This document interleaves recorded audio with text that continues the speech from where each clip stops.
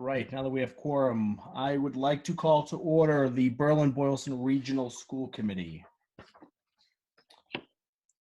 All right, so I appreciate everybody, and there's a lot of faces on here, but I appreciate everybody being able to make accommodations with the multiple meetings this month and the shortened time frame and getting this one up there. But during my conversations with Jeff and Christy during the previous week, there were a number of items that, as it relates to due dates and time frames, required some immediate vote and discussion. So with that being said, we'll start to move through the agenda. The first thing is communications. I will kick it off. I just wanted to, I'm not sure if everybody knew this or not, I was able to get this piece of information. The Boylston Board of Selectmen did meet last night, and they did vote to postpone the town meeting as well as elections, but more importantly, the town meeting from its date in May. They did not pick a rescheduled date. They're waiting to kind of get some more information and see how some more of this plays out. But what I do know is I believe what I heard last night on the meeting was that it will be no later than June 30th. I believe it has to happen before June 30th. So it is postponed. There isn't a makeup date yet, but we'll have to obviously pay attention to that as we get to a point of if we have to make any changes or make any votes as it relates to the budget items and anything that would hit that type of stuff. So that's the only communication I had. Do we have any other communications from any other committee members?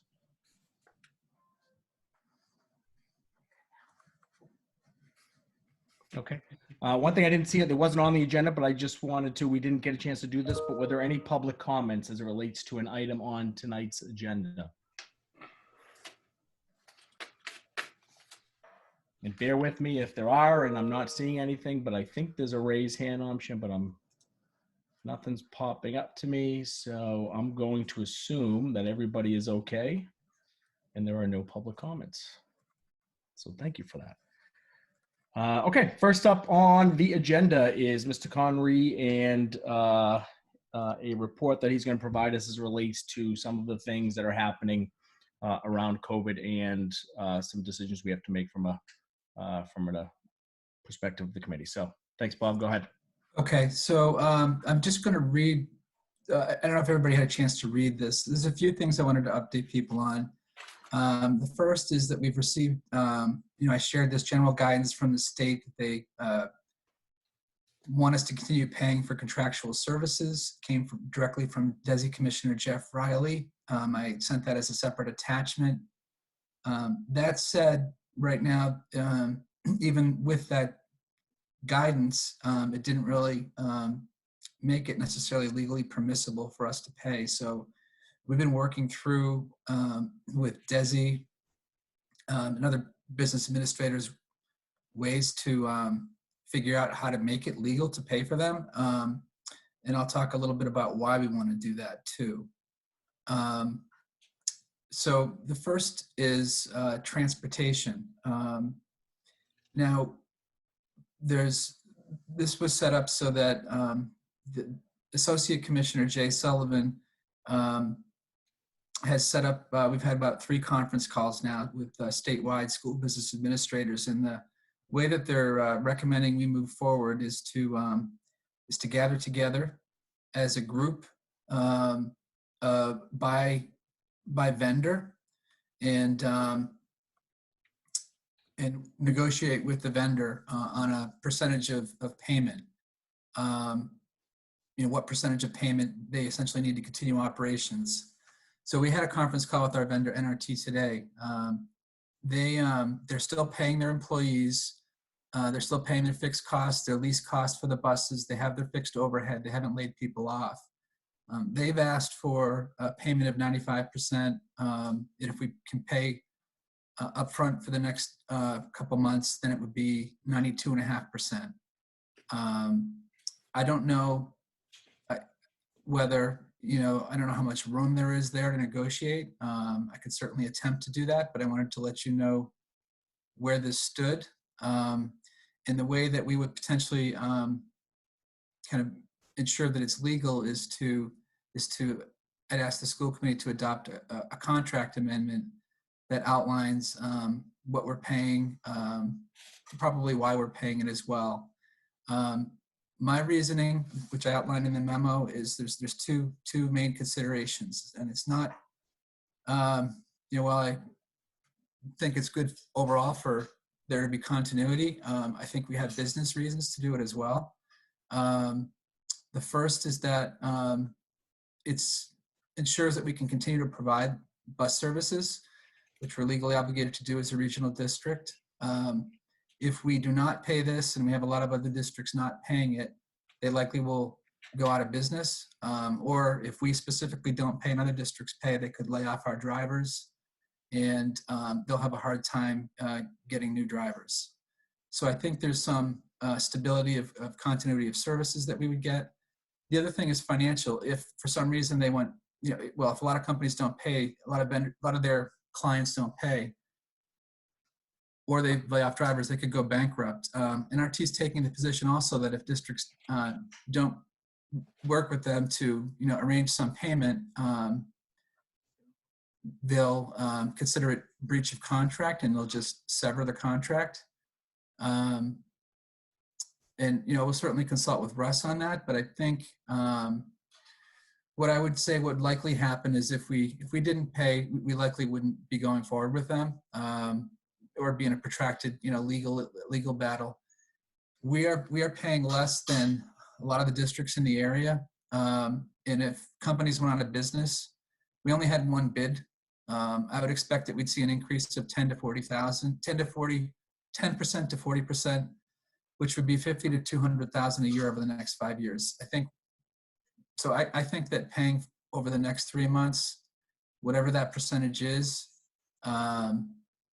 would be in the district's best interest, and actually financially, it provides us assurance that we can move forward with NRT. We'd have a pretty good pricing going forward, and significantly less than if we had to go back out to bid, because they would not bid again.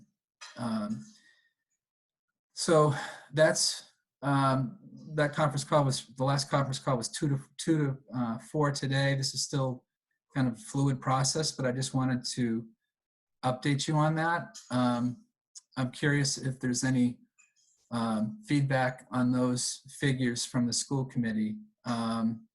Ultimately, the school committee would need to approve any agreement. If you wanted me to move forward with these discussions with them, I can. If there's any specific guidance on where you want me to go, I can take that under advisement as well and work towards that. Hey, Bob, it's Jim. I had two questions. I know you outlined at some point in one of the things I read as it relates to that will not something to do with fuel costs and not incurring fuel costs, right? Because right. So the they won't incur fuel costs. So the percentages they mentioned, 95%, 92.5%. Factor in some reduced fuel costs, which is not a huge part, but it's a portion of what they have for costs. Probably a little bit less in maintenance, although they're paying all their maintenance staff. But if things break, they're not incurring that as much. They did say the other factor is that when they price these bids, they plan on a lot of athletics and spring field trips, and they're not spending a lot more to run those because they've already have the buses. So they factor that into their pricing with the regular ed. And then when they have the field trips, they tend to, that helps kind of make them profitable. And we did ask also, we said that NRT's profit, we're going to get copies of their financials is 3%. They're not, they're not raking it in. We're not contributing to a windfall here. So, that's where we are on it. They also, another piece I forgot to mention, I'm sorry, was they can apply for tax credits of $10,000 per employee that they keep on their payroll during this COVID-19 crisis. And and he said that they're filing for that, and part of their offer would be to have that money get allocated to all their districts. My thought is maybe, I did talk to him. I know my preference would be to get that up front and have them worry about that. It's not clear exactly where that's going to land, and if it's 100% certain they're going to get that. So that's one piece that I think is still to be discussed with him. Okay. My second question before I open it up is,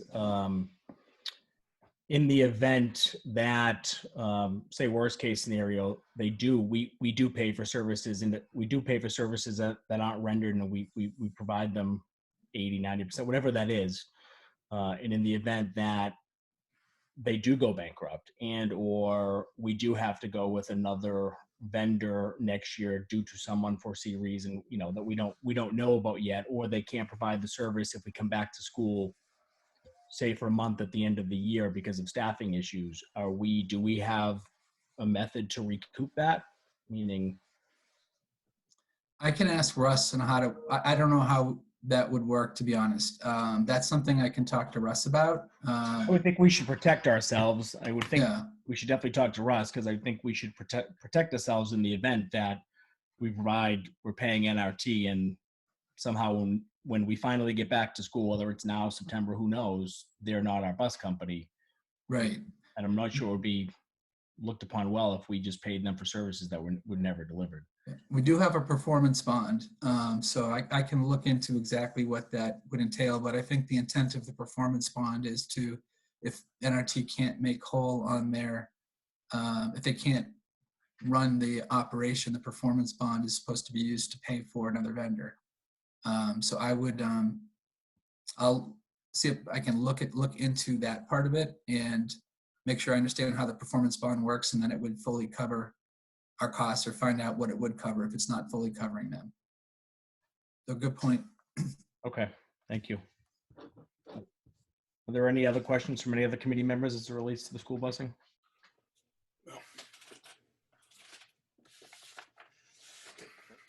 I have a question. It's Angela. Who does the performance bond? Is that something the school bus company does? And also my second question is, today on your conference call, was it just our district in NRT, or were there other school districts in on the conference call as well? There was about 15 other districts on the call.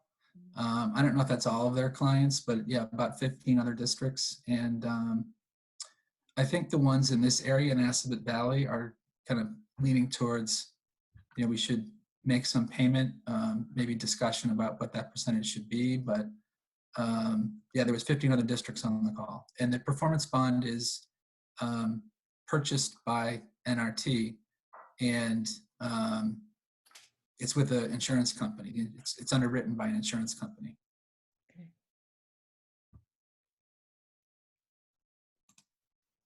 Did that answer those questions?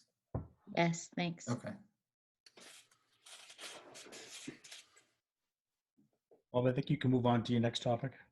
Okay, so I think before I go too far into the next topic, I think maybe I'd ask Karen just to comment on the importance of paying for special ed costs and continuity of services there. Sure, it's similar to transportation. The services are still being provided by these out-of-district placements. They're just being provided in a different way, just like we are with schooling. So we've been in contact with all of them. They're providing educational and behavioral supports for the students. And so DEAS has recommended that we continue paying. We certainly need these programs up and running for our students when we come back to school. And in the meantime, they're going to support them the best they can with remote learning. We're getting all of that kind of documented. They're all working on those plans just like we are in-house. But all of the students have already been accessing them. So we're recommending that we continue to pay those. And so, the state, DEAS has recommended we pay 100%. We pay the regular cost for the collaborative expenses and out-of-district tuitions. This one feels like it's more like, I mean, those are really were for the collaborative, which is Assabet Valley Collaborative, we're a member of that, and it's kind of viewed as they're an extension of the school district. It's almost as if they're our employees. The collaborative exists for our use and Shrewsbury's use and Auburn's use. So they serve us. They're an extension of us. The out-of-district private placements are different entities, and there's a rule that allows them to be paid for a temporary absence of up to 20 days. So I don't think I would have any issue paying up through, I think that's through April 10th. And the question is, we need help from the state, is what do we do after 20 days? And I think, so these are things that I think we'll be moving forward with the collaborative payments through March in a warrant soon, and the private out-of-district will pay through April 10th. And then we'll pause on the private out-of-district and seek some clarification and guidance on beyond the 20-day absence. But what we've heard though is that if we're not paying for an out-of-district placement after the 20 days, we're going to lose the student's going to lose their spot in the program. So these are students who are are students most at risk, and we feel that we need to support the most, maybe the most need to support. So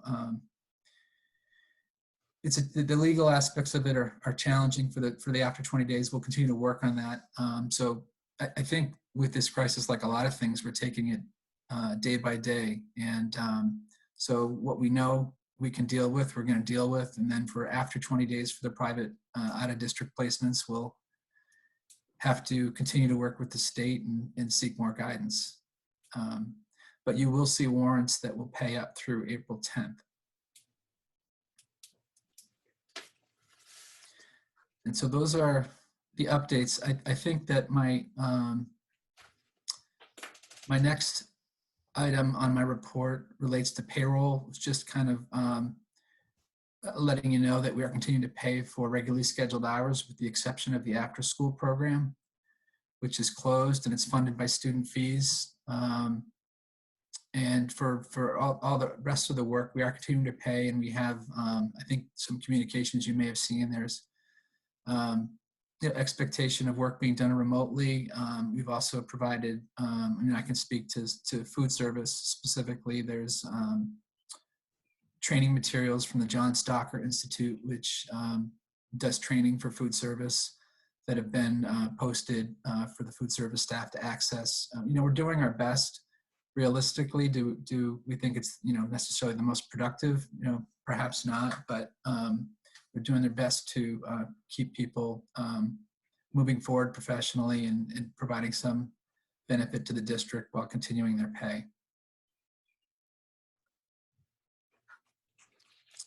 Just a side note, Bob, before you move on, quick question. I was just thinking about this. How are you handling signatures of payable warrants currently? Is that all set? You've worked that out? Figure that scenario out? We have, we're permitted to have a designated signer. I think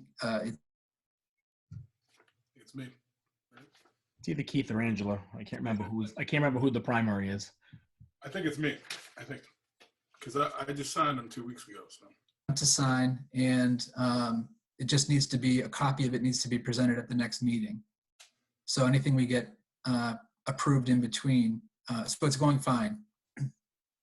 Okay, so Christy, that's all set with those in the folders and on the agendas. That's all good. I don't think I don't have any warrants presently.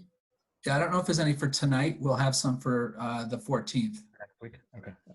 All right. Thank you. Sorry to. No, that's okay.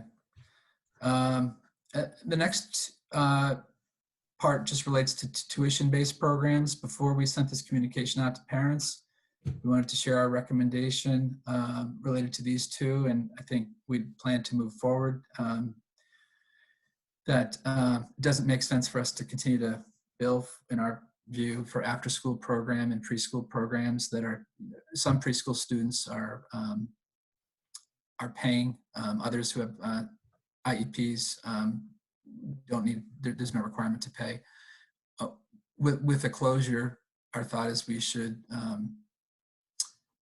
put a hold on any billing, consider the closure period to be a non-billed period, and ultimately issue credits if people have paid through a longer time period.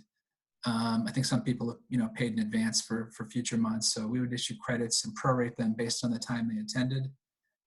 But we don't want to go through this process twice, so we don't want to be issuing refunds until a determination is made on what's going to happen with the rest of the school year. So our thought was to just communicate that to people that we are going to prorate and issue credits, but we want to find out first what's going to happen with the rest of the school year and do this once. And the similar with athletics, right now it's scheduled to start on May 4th, go through June 27th. We would prorate based on what I showed in my memo, the number of days in the season divided by what it normally is, and do some percentage of pay for the fees, probably for the, I didn't say it here, but for the coaches as well. If school is canceled for the rest of the year, obviously they would be fully refunded, and there wouldn't be any payments for the athletic coaches. So we'll see. I think we felt though we should communicate this here, see if there's any feedback or concern about this approach, and then if there's not, we'll send an email on Jeff's Friday update. We'll send that to the community and families.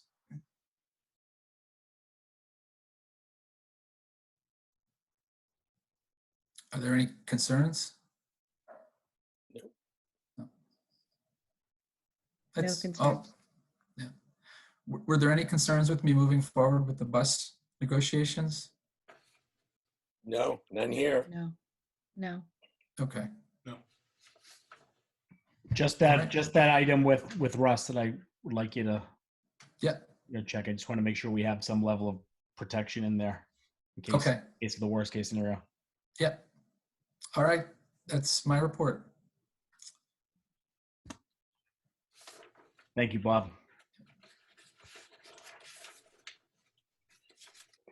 Okay. I've moved us on to business items, so we should move through the rest of this agenda maybe quickly. The teaching and learning plans were put onto the drive. Jeff, I don't know if you want to step in, if you have anything you want to say about them. Yeah, Jim, do you want to take these in a different order? Because that item right there is probably going to take the longest. I know we got some teachers on here that might also want to weigh in. With these business items, do you mind if we change the order at all? I don't mind at all. Okay, I'm sorry, Chris. I know I had you put them in this order. Now I'm looking at them and I had them completely reversed. So if we could just start with the vote on the Student Opportunity Act. Just so you know, obviously we've passed the April 1 deadline, and that is in the legislature right now. So the commission is waiting for word for that to be granted a waiver on that. So we can still approve it. I know we looked at it, so the school committee can approve it, and whenever the next due date is, we'll have it ready to go. But I can't imagine it being for at least another few weeks. So. Okay, we had that as a first read last meeting. Does any committee members have any feedback or questions on that item? Okay, I'm going to move forward with the vote then. Could I have a motion, please? Motion made to approve the Student Opportunity Act plan. Do I have a second? Second. Thank you both. All those in favor? Aye. Aye. Is everyone opposed? All right. Well, that went a lot smoother than I had anticipated. Excellent. Susan, do you want to quickly just give a quick synopsis of what we're doing with this vote on the Moses Tyler Reed Scholarship? Yeah. In the last month, in March, we all approved the revisions to the Moses Reed Tyler Scholarship application form. But it occurred to me recently that we probably should be extending the submission deadline for that. It was originally for Friday, May 1st, which is very quick turnaround. And we know that, schedules and everything is sort of up in upheaval. So it seems to me we should push it back to the end of May. And I wanted to check with you to see if anybody anticipated any problems with that. And if not, if we should vote on that because it was part of the application. Seems fine. Seems sensible. Yeah, I don't have any questions. And it seems like providing some extra time for that is a good thing. The thing that would not happen is we would not, if we push it to the end of May, then we would not probably not present awards at any graduations. We don't know what the status is of graduations. Anyway, do we know, Diane? I don't know if we know what those are going to look like. So I think this is a year where it's okay not to present them at graduation potentially. So it gives them a little more time, and then everybody would be notified by mail and all the recipients. Okay, so if there are no questions or you don't know, there are no red flags for you about the end of May as a submission date, then we can vote on that tonight. That'd be great. Do you want to lead us with a motion, Susan? Can I do that? Okay, I move to revise the Moses Reed Tyler application submission date to May 29th, Friday, May 29th, 2020. I'll second that. Thank you. All those in favor? Aye. Aye. Any opposed? All right, thank you very much. Thank you. Thank you for fitting that in tonight. Yep, no problem. I'm going to move to item C. Could I, Jeff, did you want to say anything about these? I know you provided some information via email and whatnot in the past, but did you have any comments you wanted to make on item C and D? Yeah, just as you know, a Boylston family came forward and wanted to make it and made an anonymous donation, $10,000 to Boylston Elementary and $10,000 to Tohoto Middle High School. I was in contact with the family this week, and they specifically want the money to be used for new Chromebooks and repair of old Chromebooks, which we've been Paul and his group have been repairing those and getting them out to families who don't have the technology. So I just want to thank that family for that great donation. Yeah, I mean, that is an amazingly selfless and generous thing to do, particularly during this, what everybody is going through. And, again, I always say this when we talk about all the other things that we do. We're such a small community that it's the little things and the little things that we do in this little community that make huge differences, whether it's positive or negative. So extremely grateful for that. And we really appreciate that donation. So any other comments? I hope they're listening. Thank you. Yeah. Absolutely, an extremely generous donation. That's awesome. Okay, so Christy, like always, saves my butt and has reminded me that during these video conference sessions, we should be doing roll call votes. And she had told me that, and I forgot. So I'm not going to re-vote on the other things. I think we're okay from that perspective because I think we had all aye votes. So, but moving forward, we will handle the voting in a roll call format. So thank you, Christy, for reminding me. Okay, we're going to do these separately. So could I please have a motion for item C? I'll make the motion to accept the donation of $10,000 for technology at Tohoto Regional. Second? That was Susan, that second? Yep. Who was that? Yep. Yes. Okay, thank you. Okay, we're gonna do a roll call vote. Angela, Aye. Susan, Aye. Cliff, Aye. Keith, Aye. Lori. Boy, she didn't unmute. Lori, get it unmute. Aye. Thank you, and I am an aye as well. Could I have a motion for item D, please?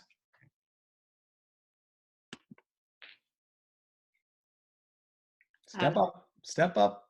This is Susan, and we move to accept the donation of $10,000 for the technology at Boylston Elementary. I second it. Second it, Cliff. Okay. Or Angela. I'm gonna take Angela's second. She was first. I think you should do that. Okay, roll call. Angela, Aye.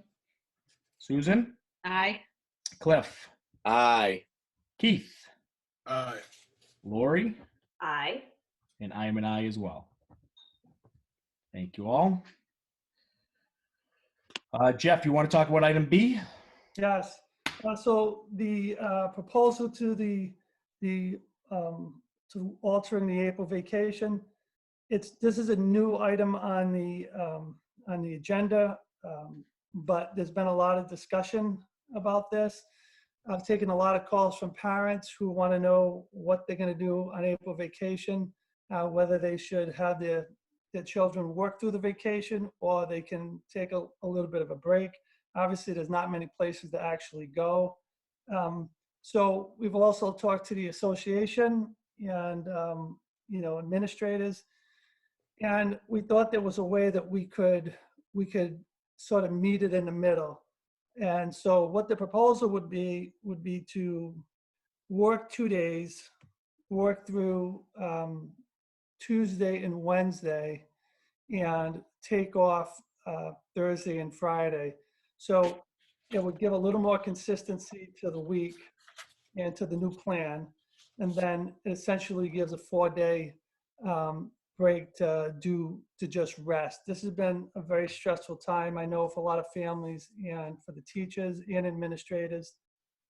So I think the consensus amongst the teachers was that it'd be good to have just some small break. We don't know when we're going back. We think early May, but I'm not convinced of that. And there's nothing that the commissioner has said on his weekly updates that makes me believe that that's going to happen. But I don't know. So I really think that having that 4-day, essentially the 4-day weekend, would be a good time to sort of regroup. The other thing is, what the commissioner did say is that we would be able to use days during the vacation as days towards the calendar. So I did get some clarification on it. And so if we do work the 2 days, then we would be able to put those towards the end of the year and actually get out 2 days earlier. I can't remember what our last day is. We had 3 snow days. Christy adjusted the calendar to add those 3 snow days in, and we'd be able to back 2 of them out if we work 2. So if we work the Tuesday and Wednesday, we'd be able to back 2 of those 3 days out and get out a little bit earlier. And of course, that's a committee decision also. So that's the proposal. I don't know if anybody, any administrators or the teachers want to weigh in.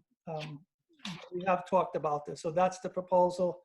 And I'd like to get a vote on it tonight if I can, because I want to put it in my my Friday update to the parents.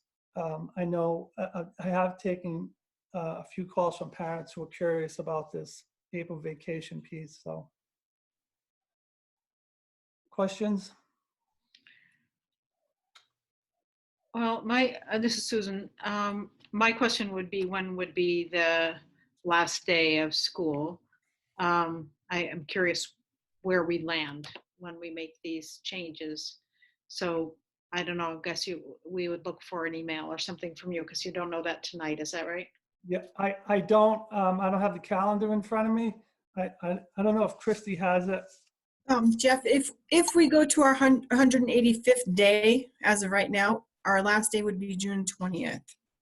No, our 181, our student 181 day is what? What do we have on the calendar right now for last day of school? Okay, barring all of this COVID-19 closure, our last day was scheduled to be the 18th, Thursday the 18th. Okay, That's our original date of the 15th, plus our 3 snow days. so we could back 2 days out. So the last day would be the 16th. Oh, okay. I don't understand that. I thought we had to go to the 185th day. We will. The way we schedule it is we schedule 181. Those other days are professional development days. We're actually open 185. Kids aren't in the whole. They're not required to be in the whole 185. We're just Okay. yeah. So that's when we start school. We start school early, so teachers are in 2 days. So we make those other 5 up with professional development days. I see. We used to, and what we used to do, and Cliff probably remembers this, we used to build in 5 days, but it doesn't really matter because by law you have to go 180. Students have to go 100. Yeah, right. And we actually go 181. So Okay. we none of most people don't do it anymore. They just whatever we miss because of snow, we just make up because you have to get those days in by law. Right. So, So you're saying, are you saying the last day is going to be the 16th? yes, if we work 2 days, if we work Tuesday and Wednesday during the vacation, then we can back out 2 days at the end and Uh-huh. and get out the 16th instead of the 18th. Okay. Well, what was the, can you give us any description of the discussion with staff?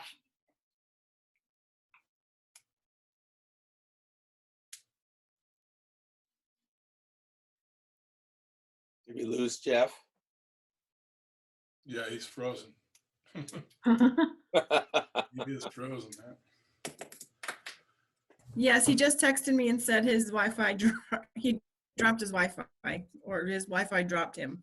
You mean Okay. we're forced to look at the top of his head for the rest of the meeting? I mean, to me, the logic of this makes sense.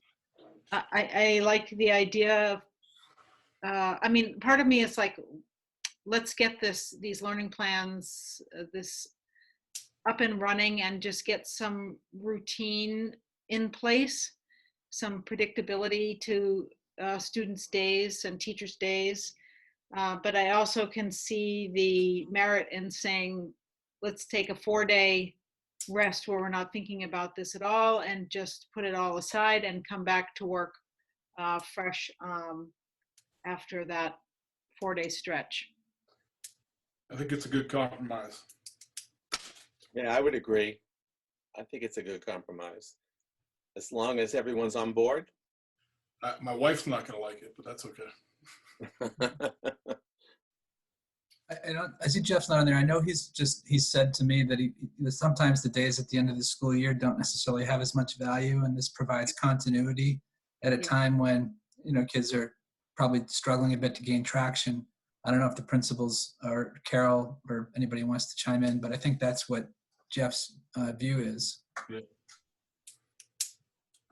I got if you don't mind, I speak. I got a similar response from teachers that I talked to about it. It seemed like it was more important to build and maintain that continuity than spend it on the tail end. Yeah. And do we have a sense that families would be on board with this and okay with this? I think it's going to go 50-50. I really do. Because my kids are doing schoolwork every day, and it's a tough. I mean, as a parent, it's been really tough. So I'm just saying it's going to go probably 50-50. Yeah, I'm thinking more of the elementary grades. I mean, I know high school's not a big deal, but I imagine that parents are probably struggling to try and help their kids with their lessons and stay on task. And Yes. I don't know. Obviously, I think I would want to do what the teachers and the principals think is best. But I was just wondering if there's been any outreach to families. Much.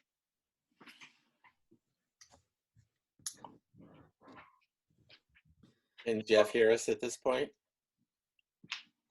I see Jeff. Yeah, no, I'm back. But I had a whole meeting though the other day with the teacher. They didn't even know I was gone. So I don't know if that's good or not, but I'm back. And no, I think I haven't had parents tell me either way. I think they just want to know what we're going to do.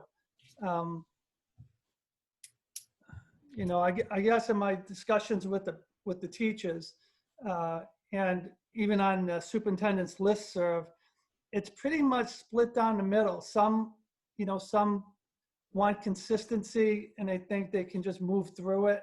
And then others are saying, you know, it's been very stressful for their families and their teachers. And they think that a break would give them time to sort of regroup.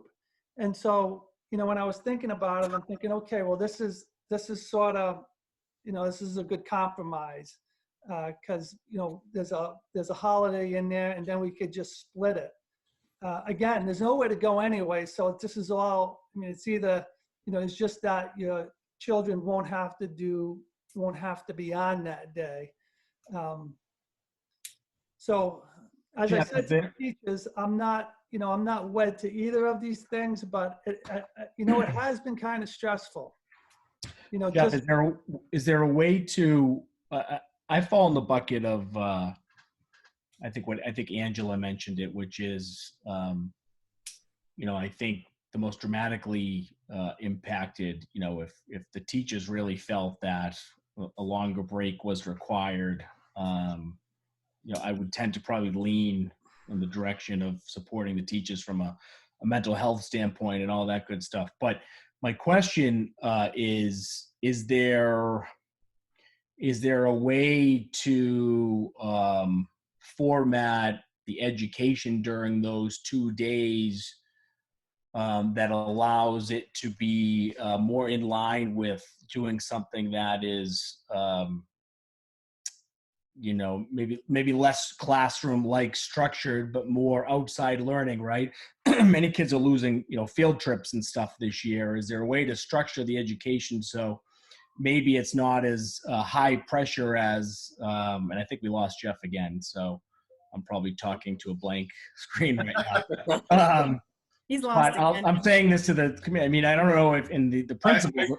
I agree with you, Jim. The principals are on. I don't know if there's a way to structure those 2 days to encourage education in a different manner that is less stressful than the traditional online Zoom meetings that they're going to have for the next however long. That's just my only comment I would make. This is Debbie Julius. I'm a Berlin teacher. I'm not sure if I'm allowed to talk, but if we're going to go, I would rather, since we're just going to be getting our new learning plan in place starting next week, I'd rather continue that through to keep the consistency rather than try to do that for 2 weeks and then do something different for a week. And then Right. that's just from my perspective. Yeah. Okay. Thanks, Debbie, for that. That's Yeah, interesting. appreciate the feedback. Yeah. I think it's important to hear from the teachers because you guys are the ones doing it all right now. So thank you for the feedback. If I could add, this is Diane. If I could just add, I think, you know, I think the teachers know their students really well. And I think they understand when some alternate type of learning and activity, you know, is needed. So I trust 100% that, you know, if they feel as though after that, you know, 1 week of our remote learning plan taking place, you know, needs a little tweaking or a different type of activity, I think they're going to go ahead and do that. Okay. Well, Thank you, following up with all that, I know that speaking with my students over the last couple of weeks, like they're just tired. So, even for the best interest of the students, it would probably be good to have, a 4-day weekend that they just did not have to think about or worry about, school. So I know, several teachers have said, let's just go through the entire spring break and then we get out even earlier and not disrupt, our new learning plan. But I just think it's probably good for the students if they just have a couple of days off from all that, as was scheduled. Okay. Thank you, Tanis. So Jeff, it sounds like now that you're back, it sounds like everybody is comfortable with the plan you're proposing. I didn't know if you had anything else you wanted to mention. No, I just caught what Tanis was saying, and I think that's spot on, and that's what I've been hearing, and I think it's a good compromise, because you get consistency. The plan will start, and then it'll go through that Wednesday, and then you'll have the 4 days off, and then start again. So I think it gives some consistency at the same time, gives everybody a chance to take a breather. Could I ask an aside? It doesn't directly relate to this, but Jeff, have there been updates about the MCAS testing? Has that been put on hold? Is that going to happen this year, or is it still in discussion? Well, the commissioner said that that's another thing that's in the legislature. See, a lot of these things are tied in laws. So Right. he's hoping that he can get a waiver. So I don't know what that waiver is at this point. He says, it's anything from, reduced content to no MCAS at all. So we'll have to see. The longer this thing goes on, the more it's going to be no MCAS, because I can't see as you move on how you could possibly administer these. And they're already talking about next year what they're going to do in terms of what the MCAS is going to look like, whether it's going to count in terms of accountability or not, or it's just going to be used as a sort of a formative assessment to see where we stand, which makes a lot more sense to me. To a lot of other people too. So, this is really going to be a year-long process. And nor would you wouldn't want to, I don't think, give up what limited classroom time you have this year to testing. Right. When you have it, you're going to want to be using it for instruction. So that seems to be what on the on the listserv. That's what's coming through a lot. That's essentially a month of testing. Right. That's the rest of the year. Right. So wouldn't be any reason to come back. There wouldn't. Yeah. No. So we should have something on that soon. The commissioner said they were taking that up last week. Okay. Thank you. Okay. Sounds like we don't have any more comments. So could I please have a motion to approve the recommendation to alter April vacation? Second. No. Need the motion first. Can I make the motion to alter April vacation? Is that the right way to say it? Yes, sir. Okay. As described by Jeff. As described by Jeff. Yeah.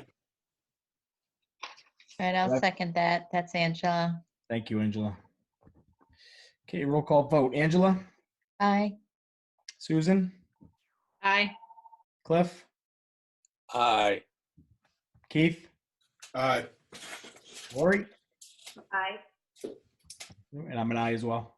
Thank you. Okay, Jeff, I know we had the plans in our drive. You have any comments you want to make as it relates to those? Yes, as once the commissioner moved the date from the April 6th date to the May 4th date, it became necessary for us to, in a more formalized way, present a plan, a teaching and learning plan. And that's what you had in your drive. And the reason that the school committee has to vote on it is because it represents a change in working conditions. And there's two ways you could do this. You could either have a formal MOU or you could accept as presented. And I talked to Russ, and I know that the association did talk to Steve Davis, and they both suggested that given the circumstances we're in, that the committee just does a vote to accept the plan as presented.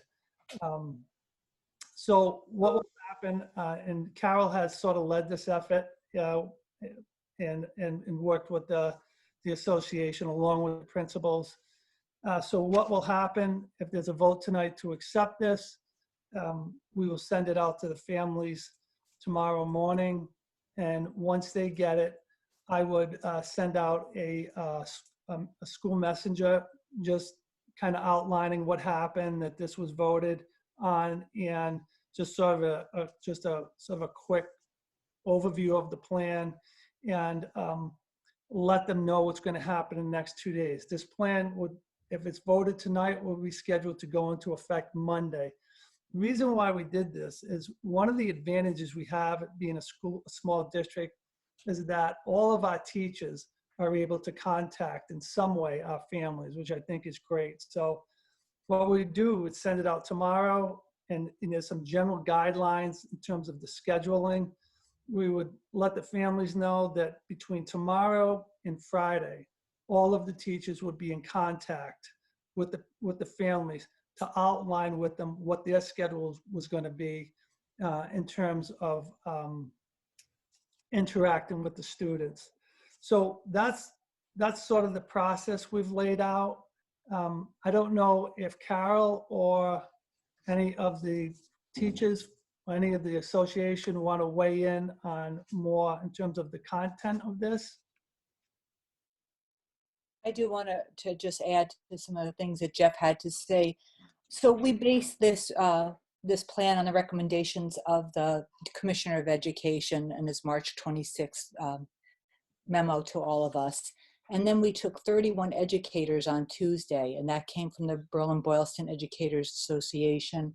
We had the department chairs, the middle school team leaders, we had specialists, special educators, administrators, we had representatives from the grade levels in the elementary school.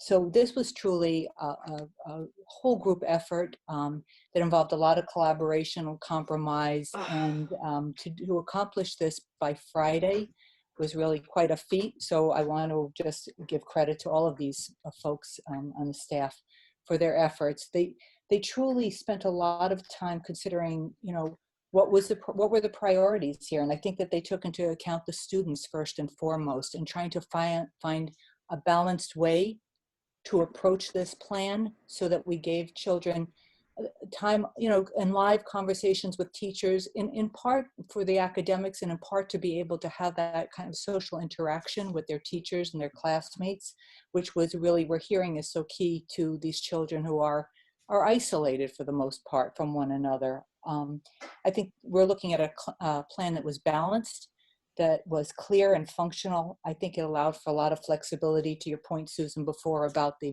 April vacation, and offering some opportunities to do other things besides do these face-to-face kind of experiences, and being able to get outside or do project-based learning or hands-on learning. So everybody is very mindful of the children. That's why when we did the guiding principles, that was what we considered first, is the needs of our children.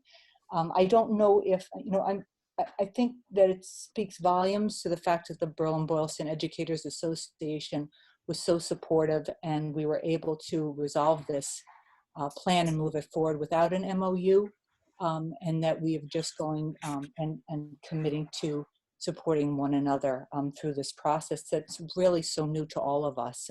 And then we feel like we have a plan that represents who we are as a district. We pulled from other districts good ideas, but this plan truly is ours. It doesn't look like looks a little bit like some other plans you might have seen, we've seen, but in the end it's ours. So I don't know if Chris or Tanis want to weigh in on that from the union at all.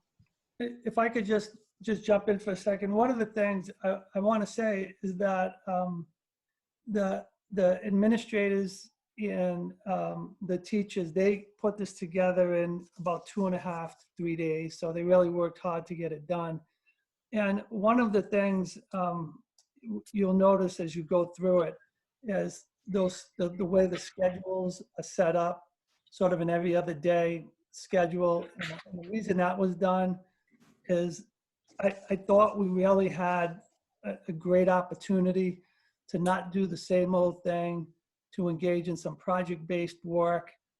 So you give the assignment on a Monday, and you might work with the student throughout the week, but it might not be due for another week, or it might not be due for 3 days.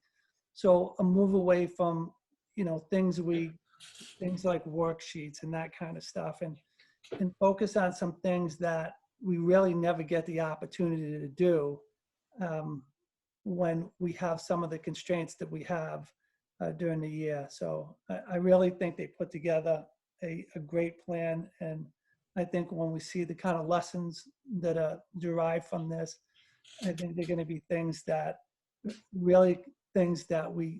can't be done during a normal day. So I think they did a great job.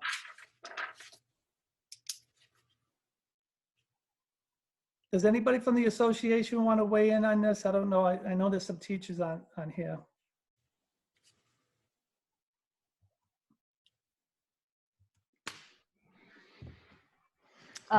No, other than it was, like Carol said, it was just a collaboration, between all of us. And, it's such a novel situation that we're in that, all of us agreed that flexibility and being able to try new things and to support each other, admin and faculty and staff was, critical.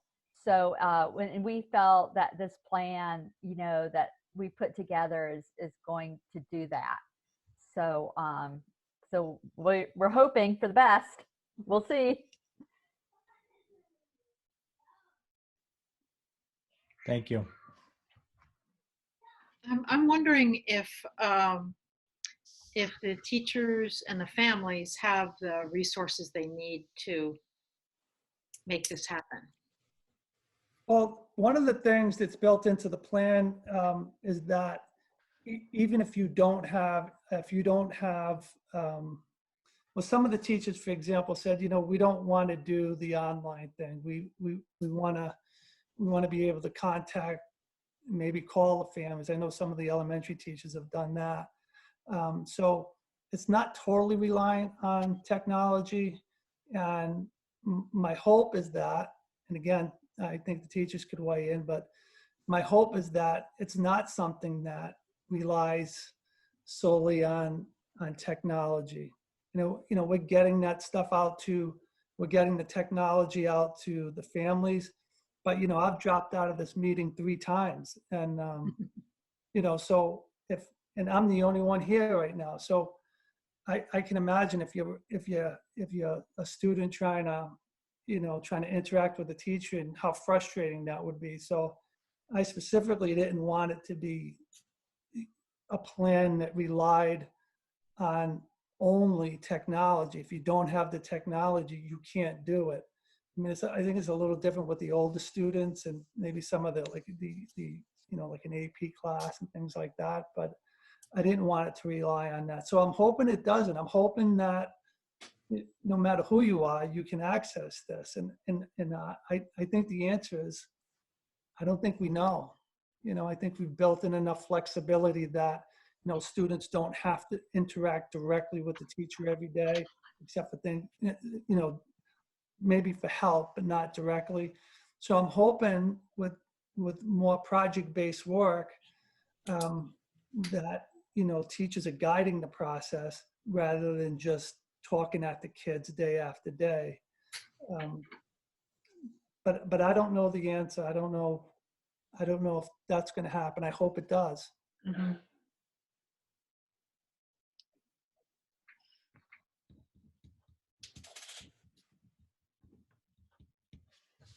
So I'm just wondering what supports the staff is going to need at the different levels the system here, and whether the administrators, Carol and Karen, feel like they are ready and with the resources and time that they need to support people to be successful. Well, I'm just going to clarify that, Susan. Are you referring to the people? Do you mean the students or the staff members? The administrators and you and Karen as the top levels of support in the district, whether you have what you feel you're going to need to support everybody who's trying to do the work. Yeah, I really do right now. I mean, the technology piece of it is something that we've been working with for a while. A number of our curriculum resources are already have online components to them. The middle and high school teachers have been working in Google Classroom. I think the support with Karen and the principals, myself, has largely been around meetings with teachers to hear what their needs are. And up to now, the grade level teams have been meeting each week. Karen has been diligently working with the special education department. Our hardest part is trying to touch base with each other because we're always on meetings with staff members, but we're doing that. And Diane, we were just on a meeting together today with Sally and the department chairs and middle school team chairs, solidifying what we're doing around the grading for the fourth quarter. So we're constantly in touch with one another. We actually, I think as Jim said earlier tonight, he's on these meetings all the time. This is where we spend most of our day and sometimes into late afternoon, early evening, talking with staff. I don't think we really know what they need right now. I think, when you build the plane while you're flying it, you don't really know. Yeah. I think that's the honest answer. I don't know that they know everything they're going to need until they get into it. Well, I guess one area that I would want to keep an eye on, I guess, is the whether staff. It's hard to tell, what the demand on staff is going to be like here, and whether they feel like they're working just nonstop to tend to everything that needs to be in place and to give students feedback on their work and everything else, and whether there's adequate time for staff to have some kind of balance in their days so they don't burn out during all this. Well, I think they have been. I think that comes through pretty clearly, that I think they have been working overtime, which is why when we built the plan, one of the things I asked them to do is to build some flexibility in, not just for the students and not just for the families, but also for them. Yeah. So they weren't, and to encourage them to work as teams. I know one of the teachers said to me, so what if three grade level teachers work together and I present on Monday and then the other teacher's available the next day for support? Will that something like that work? And yeah, of course it works, because it gives you some time to sort of, think about the lesson. It gives you time to work with that teacher and figure out, what kind of questions are you getting from students, and it gives you time to evaluate what you did. And I don't know until they actually do that. Yeah, it obviously came from something, so they had started the process already. And I think a lot of this plan reflects practices that teachers have already started to put in place. But that's what when we originally met, that was one of the things I was adamant about, that there has to be some flexibility in there for teachers, because they have been working overtime, and there's no question about that. And so, thank you. Yeah. Susan, if I could just add to what Jeff said, the teachers really started this really from day one. It was a little less formal, and this plan really formalizes a lot of what they've done, but they were way out and ahead where other districts said we're not going to provide anything.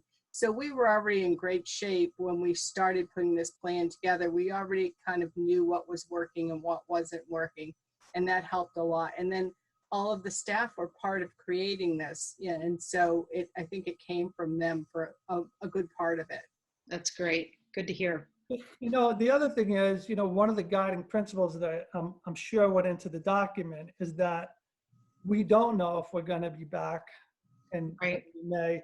And, you know, so this plan was built with that in mind, that if we're going out to, you know, it's sane enough that if we have to go to the end of the year, it's still doable. So you can see that that's why that flexibility is built in there. Well, I'd like to say that, excuse me, that I noticed that the plan accepted the fact that this could be the way it goes till the end of the school year, that we might not be back in the buildings this year. And when I looked at the plan, I thought, well, this plan acknowledges that. And I think that that's really important. It would have been very disappointing to find a plan that assumed we'd be back in the buildings at some point before the end of the school year. I think this was a better idea. Can I make a comment? Can you hear me? Yes. Oh, you're good. Go ahead. Yep.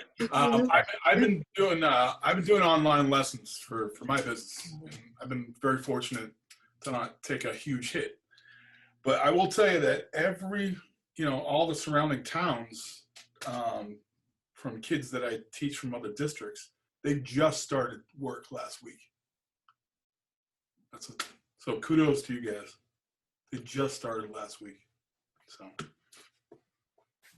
Well, I can't speak for the elementary, but I do know in the high school, excuse the dog, that, you know, we've spent the last 3 weeks, I mean, the first 2 weeks for most of us was pretty intense, trying to figure out what works and what doesn't work, and, you know, how to use Google Meet and Hangouts and all that kind of stuff. And especially like, of course, the AP teachers, we've had to move forward with class as much as we could, right?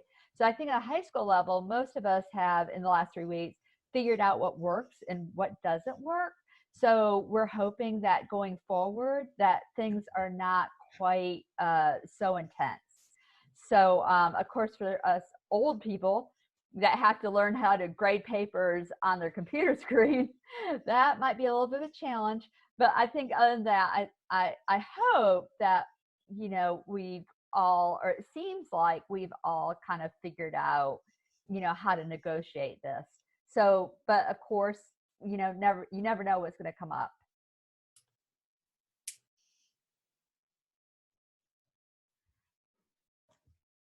Okay. Any other comments? All right. Could I please have a motion to approve the teaching and learning plans as presented? So moved. Seconded. So Angela and Susan, right? Yep. Yes. Yep. All right. Roll call, please. Angela? Aye. Susan? Aye. Cliff? Aye. Keith? Aye. Lori? Aye. All right, and I'm an aye as well. Thank you. Okay. Thank you, everybody. Thank you. Yeah, thank you for all that work. So the last thing on our agenda, and we almost made, I was trying to keep us to an hour, but we almost made it. Last thing on our agenda is some dates. Obviously, we do have another meeting scheduled. We do have another meeting scheduled next week. I'm kind of starting to feel like I see some value in having the 2 meetings back to back, because I think keeping these to shorter meetings, particularly under with the format and everything everybody's being asked to do, I think isn't necessarily the worst thing. So having smaller agendas and in doing that, I think will be effective for us moving forward. We do have we had tentatively the reschedule of our governance workshop on the 28th. I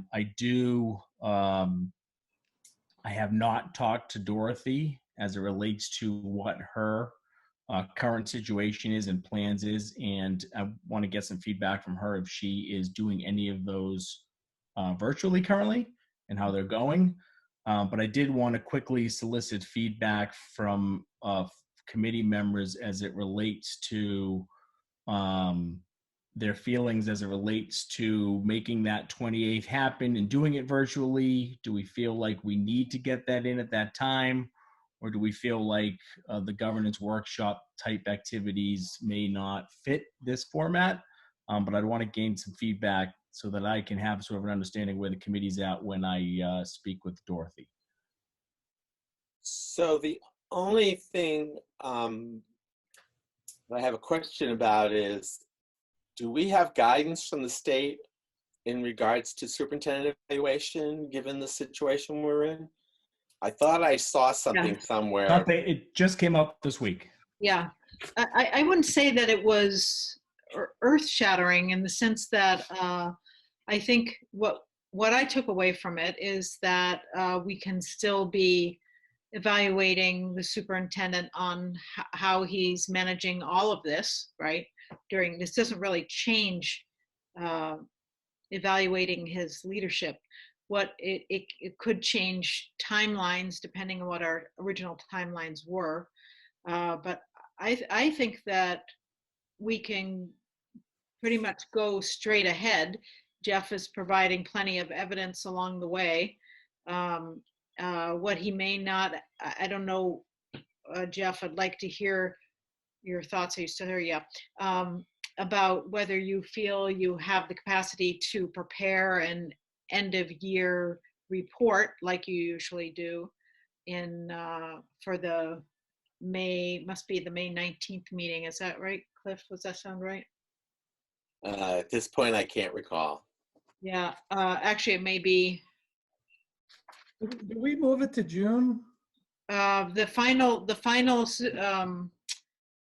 evaluation is finished in June, so we needed your report in May. Yeah, I could do that. Okay, so then we'd pretty much be on track, I think. Okay. So are you, Susan, are you stating that we may not need that governance workshop on the 20th? No, I'm saying we can keep on course on the timeline we had mapped out for the evaluation. I think the workshop is important because there have been some changes to the evaluation this year. Lori's also new, so I think it would be good for us to be just tuning ourselves up before we launch into that. Yeah, we may not need a full 2 hours. I don't know, but I think we at least could use an hour. What are you going to say, Cliff? I'm sorry. I was going to second that, everything you said. I think we should do it. It can be shorter. But I think in particular, because we have a new member and we had a few bumps last year. And so I think it would be good to do it, to have the workshop, if it's possible. Okay. Yeah, I mean, I agree. I just wanted to make sure I had the feedback from. Yeah. Does anybody have any alternate feedback from that? I mean, is Dorothy doing them? Yeah, and April. Well, I need to find that. I need to find that out. Yeah, I need to. Yeah, I mean, even if it turns out she's not available on that date, we can still do something internally. Okay.